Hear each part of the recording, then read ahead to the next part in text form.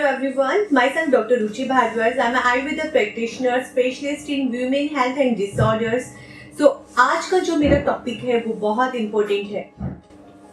हमें ज़्यादातर क्वेरीज आती हैं, मैम मुझे मिसकैरेज हो गया, मिसकैरेज के बाद मैं नेचुरल कंसीव कितने दिनों बाद दोबारा कर सकता हूँ। यस, अमूमन जहाँ पे मिसकैरेज का कंडीशन होता है वो जो इवेंट होता है वो ना सिर्फ उस दंपति के लिए बल्कि पूरे परिवार के लिए थोड़ा सा एक सैडनेस वाला इवेंट होता है, जिसमें ना सिर्फ महिला फिजिकली ट्रॉमा झेल रही होती है बल्कि उसे मानसिक तनाव भी रहता है कि ये मिसकैरेज क्यों हुआ। क्योंकि जब भी कोई प्रेगनेंसी प्लान करके की जाती है या फिर जिस टाइम पे आप फैमिली प्लानिंग चाहते हैं और अपने मानसिक स्वास्थ्य का ध्यान रखें, तो नो डाउट कि आपका फिजिकली हेल्थ भी अच्छा होगा और अगली बार आप कंसीव करने के लिए परिपक्व हो जाएंगे। यस, अब बात करते हैं जो जेन्युइन क्वेश्चन है कि मैम मिसकैरेज के बाद हम दोबारा कंसीव कब कर सकते हैं। मिसकैरेज के बाद कंसीव करना कितने दिनों बाद सेफ है।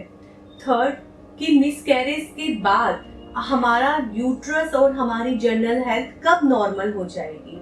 फोर्थ, कि हमारा मिसकैरेज का कारण क्या था। यस, अब हम इन सारी बातों के बारे में बात करेंगे। सबसे पहला जो क्वेश्चन है, मिसकैरेज के बाद कंसीव करना कितना सेफ है। मिसकैरेज का कारण क्या है, सबसे पहले ये जानना जरूरी होता है। आपका मिसकैरेज नेचुरल हुआ है, मतलब कि पहले प्रेगनेंसी की 6 से 8 हफ्ते में हुआ है।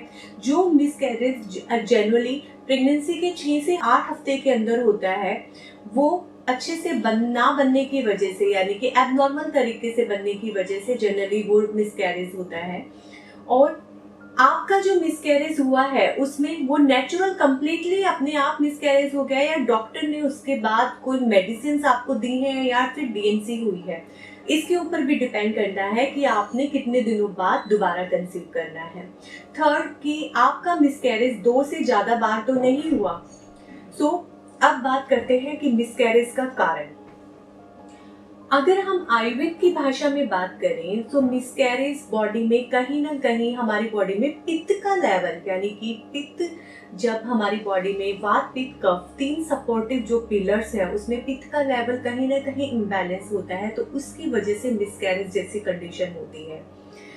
आयुर्वेद बात करता है बीज शुद्धि पर, यानी कि जब भी आप कंसीव करें, जब भी आप फैमिली प्लानिंग करें तो उससे पहले आपके बीज शुद्धि, यानी कि फीमेल का ओवम और मेल का स्पर्म, उन दोनों की शुद्धि हो, उन दोनों का डिटॉक्स हो, उन दोनों में कोई भी कमी ना हो।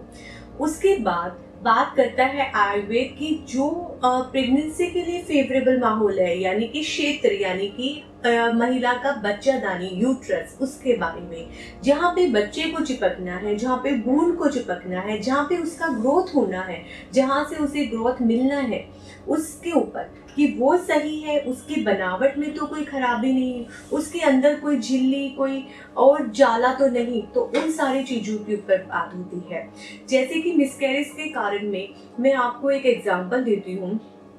आप कोई जमीन बो रहे हैं, उसमें आपने 10 तरह के फूल लगा दिए, आपने बीज बो दिए। जरूरी नहीं है कि आपका हर बीज पनपे। कई बार क्या होता है कि बीज पनप जाता है, वो थोड़ा ग्रो होता है बट उसकी ग्रोथ रुक जाती है। कई बार होता है वो बहुत अच्छा ग्रो हो जाता है। कई बार होता है कि बीज पनप ही नहीं पाता। ऐसा क्यों हुआ? कहीं ना कहीं या तो उसको जिस मिट्टी से, यानी कि जहाँ पे बीज को आपने बोया वहां से उसको प्रॉपर न्यूट्रिशन नहीं मिला, उसकी खाद पानी में कमी थी। थर्ड, उसको वो फेवरेबल माहौल नहीं मिला, जो उसको सूरज की किरणें चाहिए, जो उसको हवा पानी चाहिए, वो ऊपर से कि वो बीज की क्वालिटी अच्छी ना हो। तो यस, आयुर्वेद भी इन्हीं सारी चीजों के ऊपर बात करता है। जब भी हम प्रेगनेंसी प्लान करते हैं, जब आपकी 1 से ज्यादा बार प्रेगनेंसी में मिसकैरेज की हिस्ट्री रही हो, तो आपकी जो सेकेंड प्रेगनेंसी होती है that should not be by chance, that should be planned. Yes, आपको डॉक्टर से कंसल्ट करके अपने सारे टेस्ट करवा कर, और जब डॉक्टर आपके मिसकैरेज की कारण आपको बता दे, उसके बाद ही, डॉक्टर की सलाह के बाद ही आपको सेकेंड प्रेगनेंसी प्लान करनी है। सेकेंड, जो फीमेल का बच्चादानी है, यूट्रस जहाँ पे इम्प्लांटेशन होनी है, वो नॉर्मल हो। महिला के शरीर में जो भी न्यूट्रिशन वैल्यू है, उसका हेमोग्लोबिन का स्तर है, वो सब कुछ नॉर्मल हो उसका। इसलिए हम अगर एलोपैथी की बात की जाए तो प्रेगनेंसी से पहले फॉलिक एसिड, ऐसे ही आयुर्वेद में हम रसायन थेरेपी प्रेगनेंसी से पहले पेशेंट को सजेस्ट करते हैं, जिससे कि इम्प्लांटेशन अच्छा बनता है।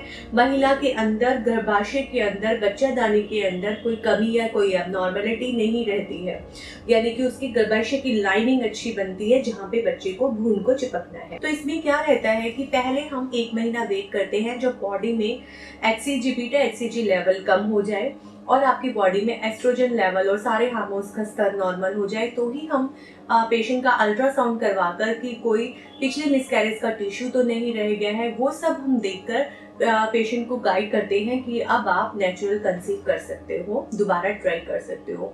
सेकंड, अगर आपके प्रेगनेंसी का जो लेवल है वो 8 से 12 हफ्ते के बीच में रहा हो, यानी कि वो डिपेंड करता है कि प्रेगनेंसी का साइज क्या था, उसमें तो हम प्रॉपर तरीके से देखते हैं कि आपकी जो लाइनिंग थी वो ठीक है या नहीं, अंदर जो फ्लो है, जोनल फ्लो, वो आपका सही है या नहीं, कोई फाइब्रॉइड की वजह से तो दिक्कत नहीं, या बच्चादानी के अंदर कोई जाला या कोई झिल्ली ऐसी तो नहीं बनी हुई जिसकी वजह से सर्कुलेशन में प्रॉब्लम आई हो, ग्रोथ नहीं हुई हो, या फिर जो भी रीज़न है, हम वो सब रीज़न फाइंड आउट करके आपका 3D स्कैन करके प्रॉपर, और आपका जो आपके सारे ब्लड टेस्ट करवा के उसमें हार्मोन्स का स्तर देखकर ही आपको हम गाइड करते हैं कि आपको अगली प्रेगनेंसी कब करनी है। फोर्थ क्या रहता है कि अगर आपका 3 से ज़्यादा बार मिसकैरेज हुआ हो, तो इस कंडीशन में दंपत्ति को जनरली एक जेनेटिक टेस्ट करवाने की ज़रूरत रहती है।